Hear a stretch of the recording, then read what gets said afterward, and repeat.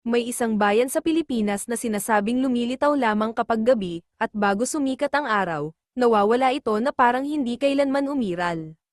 Kung mahina ang loob mo, may oras ka pang umatras, pero kapag nagsimula na ang kwento, wala nang balikan.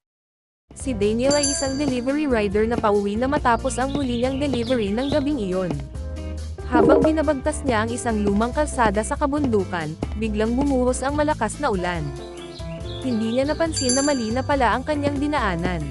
Makalipas ang ilang minuto, nakita niya ang isang karatula. Maligaya, 2 kilometro. Napaisip siya. Hindi niya kailanman narinig ang lugar na iyon. Pero dahil gabi na at halos wala nang makita sa kalsada, ipinagpatuloy niya ang pagmamaneho. Pagdating niya sa tuktok ng isang maliit na burol, bigla siyang napigilan. Sa ibaba ay isang buong bayan. May mga ilaw, may mga bahay, may tindahan, at may mga taong naglalakad sa kalsada. Bakit ngayon ko lang to nakita? Ipinakita niya sa cellphone ang mapa.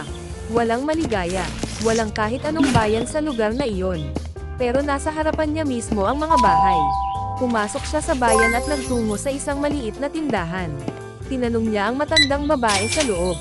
Aling, saan tuto? Hindi sumagot ang matanda. Sa halip, tumingin ito sa orasan sa dingding. 11:43 p.m. Pagkatapos ay marahan nitong sinabi, kung gusto mong makauwi, umalis ka bago maghating gabi. Natawa si Daniel. Bakit po? Tumingin ang matanda sa kanya. Dahil kapag sumapit ang alas 12, biglang namatay ang lahat ng ilaw sa bayan. At mula sa malayo, narinig nila ang isang kampana. Dong!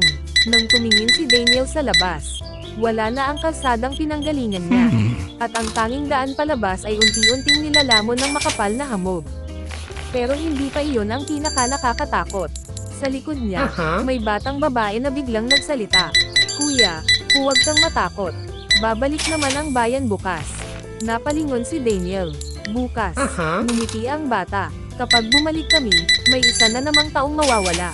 Ito ang Story Force PH, kung saan bawat kwento ay may lihim na naghihintay mabunyag. Hanggang sa muli, at bago ka umalis, huwag kalimutang mag-like, mag-comment, at mag-subscribe. Malay mo, iyon na ang maging panangga mo sa susunod na nakakatakot na kwento.